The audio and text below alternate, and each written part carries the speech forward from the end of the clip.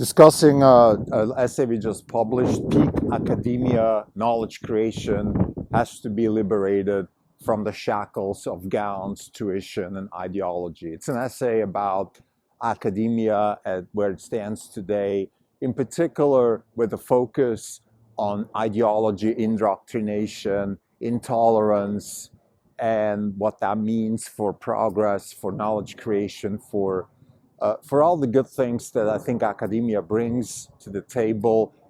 We believe that it's under threat. It's under threat because of indoctrination of students and faculty. So this is not a critique on faculty per se.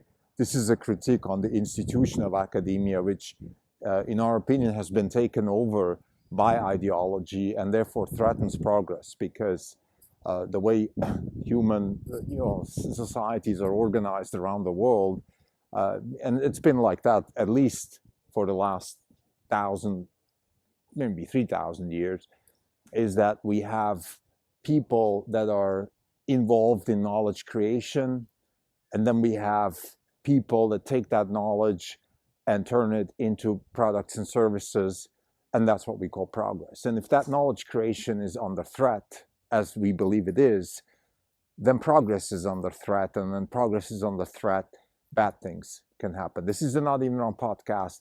It's June 17, 2024. This is Krim Telco. It's a Sunday. There's no update for the year. We are down 3.9%. The market is up 13.9%. We're underperforming by 17.8%. Our latest essay that we published today on Substack, link is in the show notes, is named Peak Academia.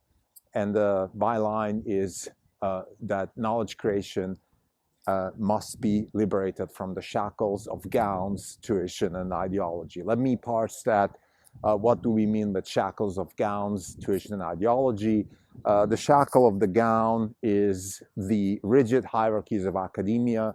The shackle of tuition is just the high cost of academia, and the shackle of ideology is, as the name says, it's ideology across the board. So we're going to talk about this in more detail. Let me start with the outline of the essay. The first part of the essay actually is about the history of the university. And I think it's useful to describe where we come from in order to understand where we are and what's wrong with where we are. A very interesting part of the history of the university is also its establishment. So I'm going to talk about this and then relate it to today. The second part is actually describing academia today, and the third is offering solutions in how to fix that. So let's start with the history of the university. The modern university, is invented in 1088 or founded in 1088 in Bologna, Italy, by a supporter, the Countess Matilda, a rich lady with lots of land in Tuscany. And her idea of founding the university is initially to proliferate Roman law and the study of jurisprudence as it was taught by the Romans. And it is meant as a counter culture to the doctrine of the church. Now, just a brief description of those times. We are living in sort of, late medieval, early traces of Renaissance, when the Catholic Church is incredibly powerful.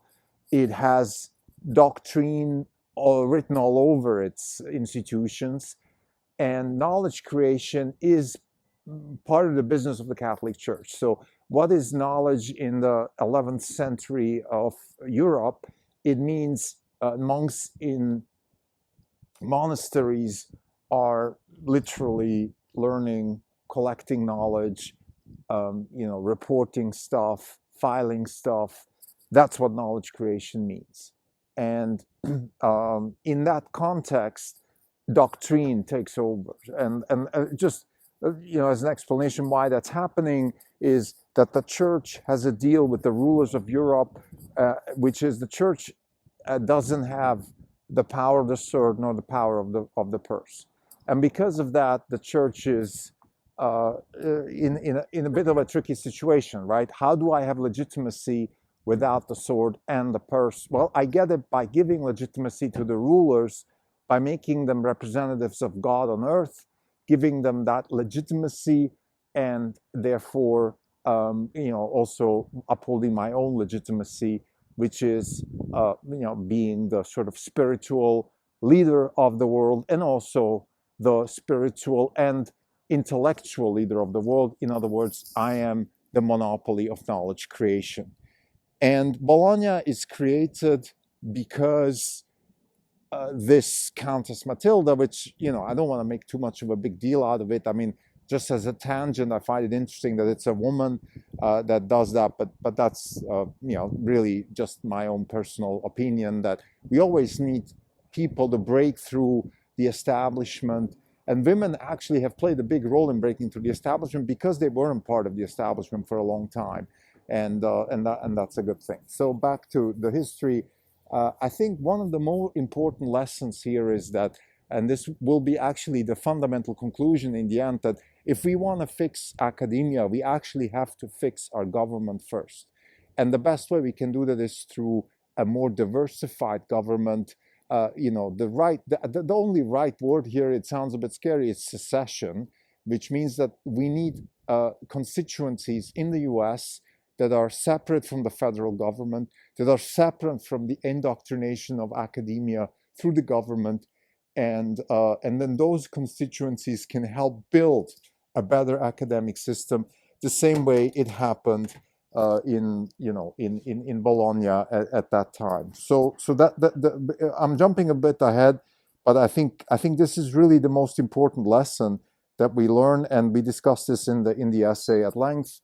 I think what I want to say here is that it takes more than just the university, right? Because I think there's a lot of attempt to fix the university within the university, in particular faculty. I mean, I've been touring universities for the last year. I've been touring many universities around the world, hoping to see or trying to gauge whether the university really is under ideological stress.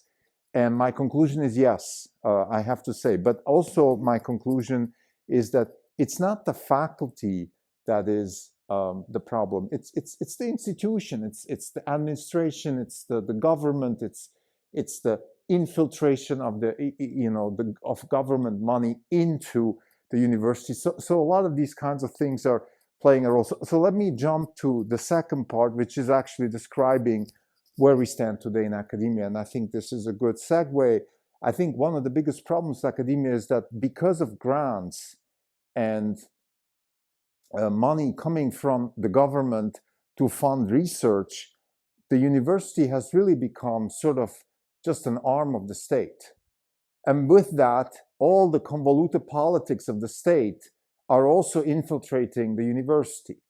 And one of the biggest problems is actually, affirmative action and what's called DEI, diversity, equity, and inclusion, which are all good ideas in principle, but are terribly executed.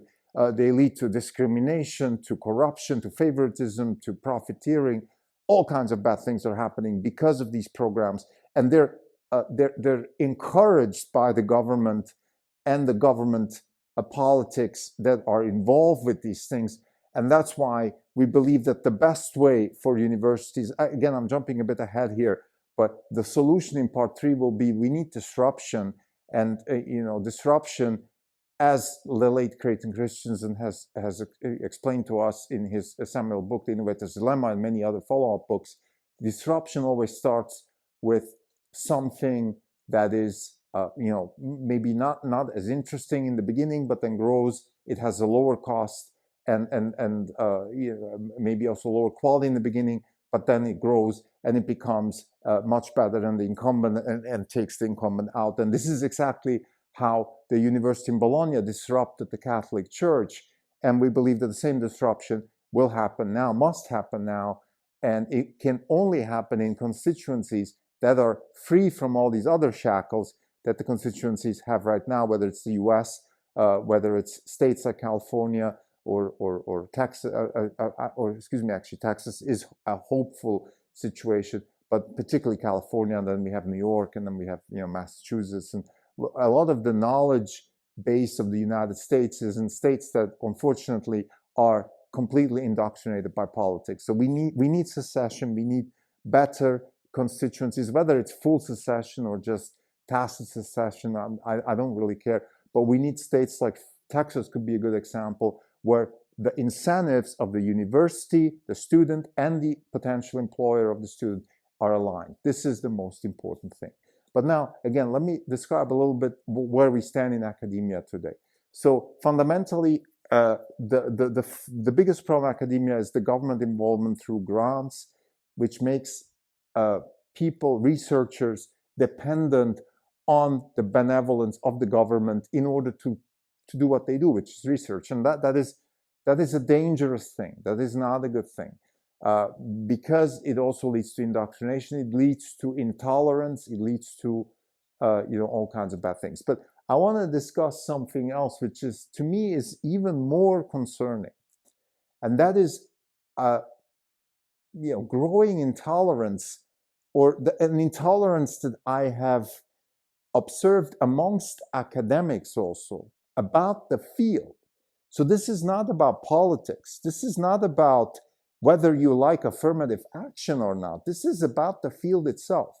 And I list 4 examples. One is economics. In economics, there are certain doctrines. I was trained as an economist, so I always thought, okay, fine, economics is an indoctrinated science because it's about money.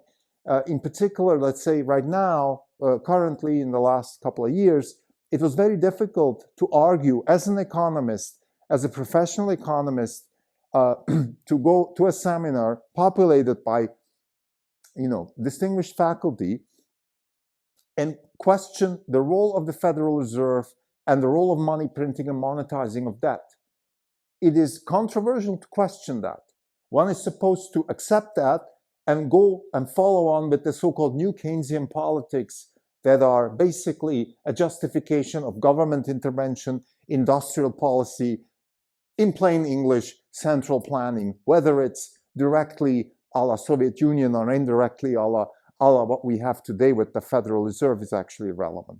So my point here is the concern, in my opinion, is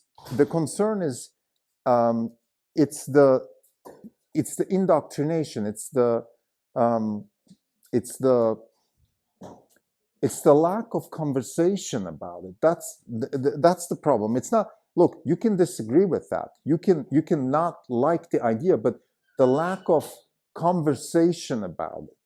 The indoctrination of science, this is now a tangent, has been really brought to the attention of everybody during the COVID pandemic when Anthony Fauci, who had a bureaucratic position, was a bureaucrat, involved with science, involved with pandemics and things like that, literally started to confuse science with fact, confuse questioning facts with being against science, when science, in fact, is the process of truth finding and questioning the facts all the time. That is what science is. And having an open discussion about it and trying to falsify facts, that's exactly what science is. And the indoctrination and the coercion that happened during the pandemic, in fact, to us at least, and to many others, showed how infiltrated this kind of thinking is amongst the industrial science complex or the industrial academic complex in the US and around the world. So again, back to the essay, I discussed the example of indoctrination economics. Here's one in physics. You might think physics is the mother of all natural sciences. There's a lot of indoctrination there too. There's 2 examples. One is the question, let's say, of nuclear fusion, right? This is a project that costs billions of dollars, that is driven by the government, in particular the US and also Europe.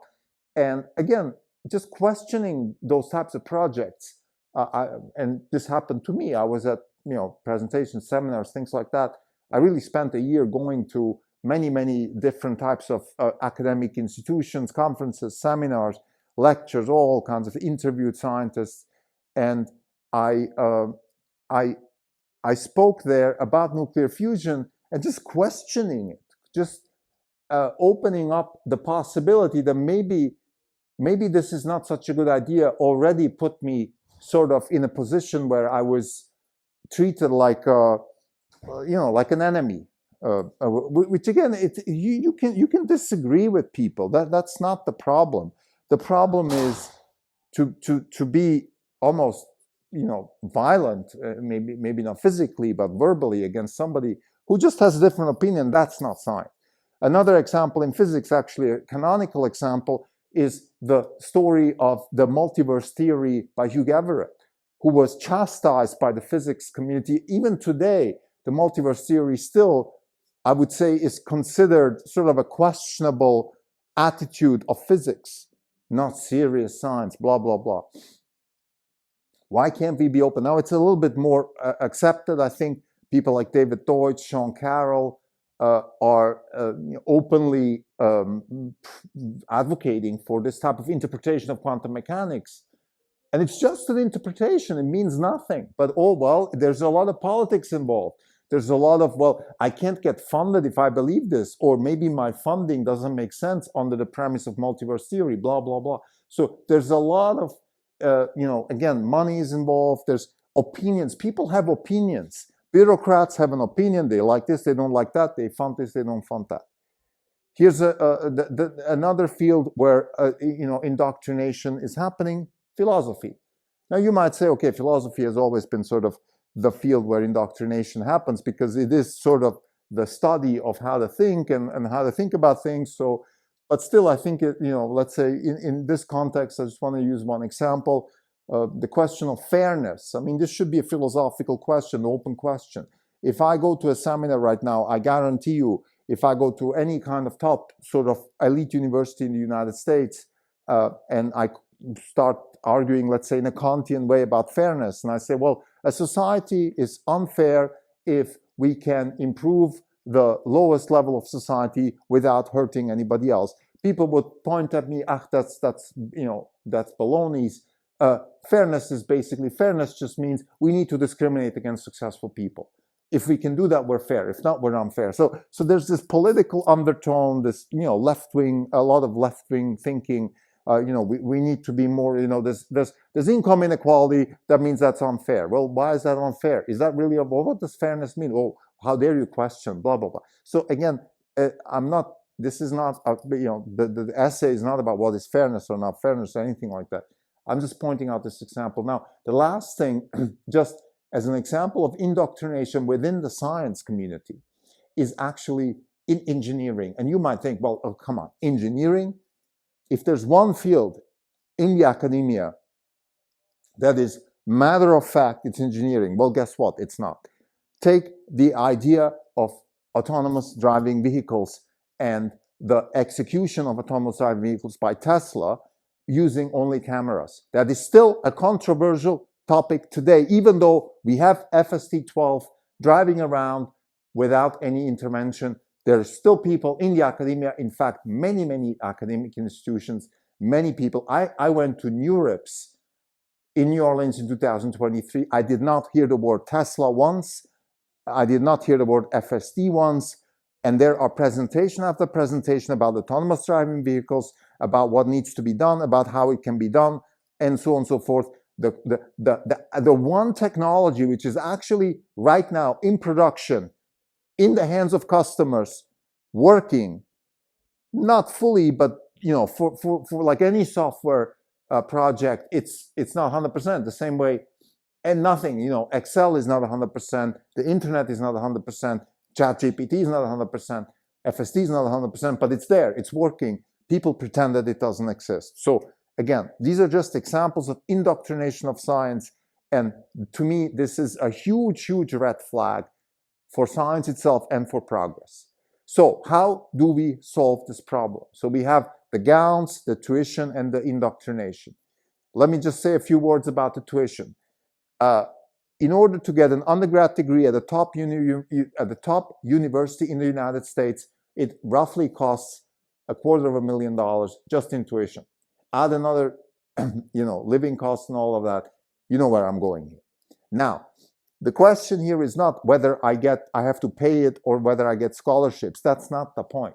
Even if you get a full ride to go to a top university, you're still going to school with other people who pay hundreds of thousands of dollars for this type of education, which, by the way, elsewhere can be obtained almost for free, for example, in Switzerland or in Singapore. So you have to ask yourself, there's something wrong here.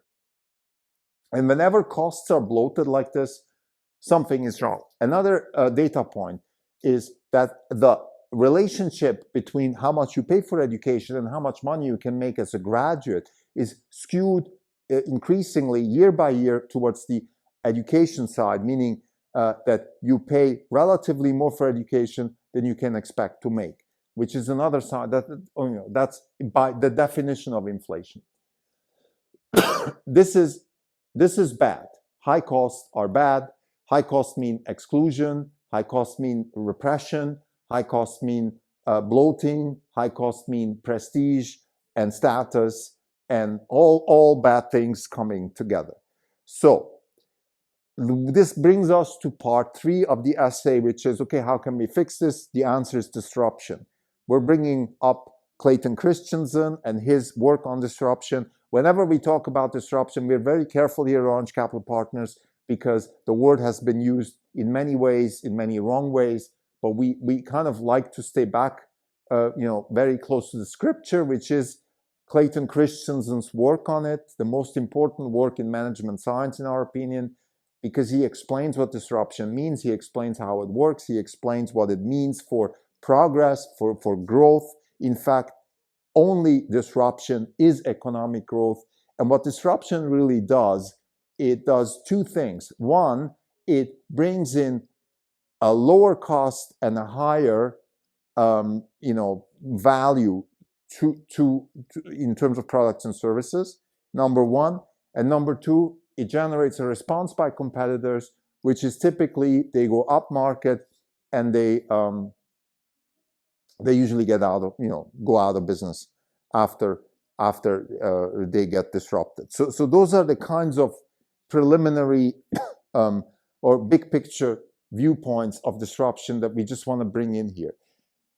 Importantly, for our discussion now is the question, how can universities be disrupted? Or why aren't they being disrupted? Actually, the late Clayton Christensen even joked about the fact that he thinks that his university where he was teaching, which is Harvard, will be disrupted first, and it hasn't happened.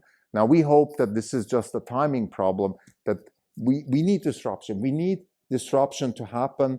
We go at length and describe what this means. We bring in examples of disruption. One is the steel example of Clayton Christensen. We talk about disruption in the transportation industry driven by Tesla.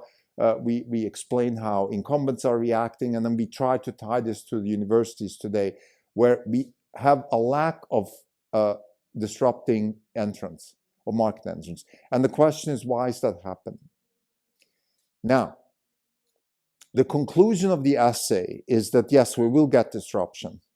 Humanity will not stand by and watch academia bloat and bloat and bloat. It will happen, but it has to happen through the buildup of a constituency outside of academia. In other words, we need political entities, we need states, governments or states or both, that align the incentives of citizens, of academia, and of employers.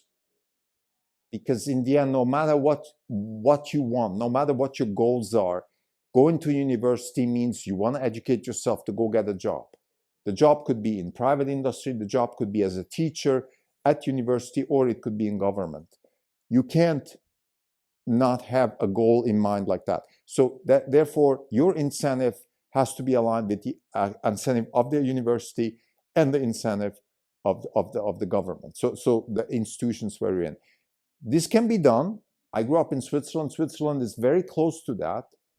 Of course, there's a lot of corruption there too, tacit corruption, not as bad as elsewhere, but it's still okay. You can get a very, very good education for a very decent amount of cost. Singapore is another example, and we hope that in the US this can be done in states like Texas and Florida.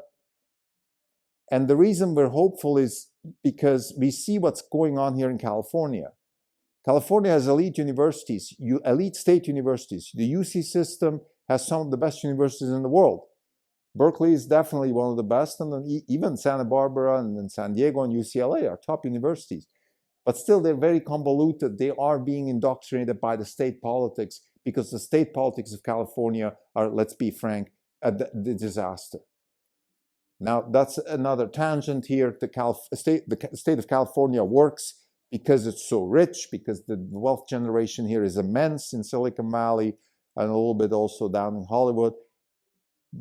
So we're kind of like Saudi Arabia. We have a completely dysfunctional political system, but we have so much money coming out of this, immense wealth that we have. In our case, it's this network of technologists and all that that created Silicon Valley. So we can kind of survive, but our institutions are still suffering. So we don't see the disruption happening here. We see it happening in an institution in a context of a society, of a country, of a state, of a constituency that aligns the incentives of students, academics, and employers. Last thing I want to say, we mentioned that in the essay, is that Sal Khan, in our opinion, is the best thinker of education. So this is just a shout out to Sal. His work is amazing, not just what he does with Khan Academy, but also his contribution as a thinker and influential person in education. I think it shouldn't be underestimated. And he said something recently at a Stanford event, which I think is very important. He said that if he had one silver bullet to solve education, it would be a global accreditation of knowledge, independent of where you obtain it. So what he's going at is exactly the problem that we're pointing out in this essay, which is that the problem with academia is that knowledge is being convoluted with prestige and status, and that's why it's so expensive, and that's why it's also so convoluted and political. If we can separate these things, if companies like Tesla can just go and hire the people with the right knowledge, independent of where they come from, then we would have an open avenue for disruption. And I think this is where we need to go. And I think it can happen in a constituency that builds a nurturing ground for such institutions to grow. Thank you.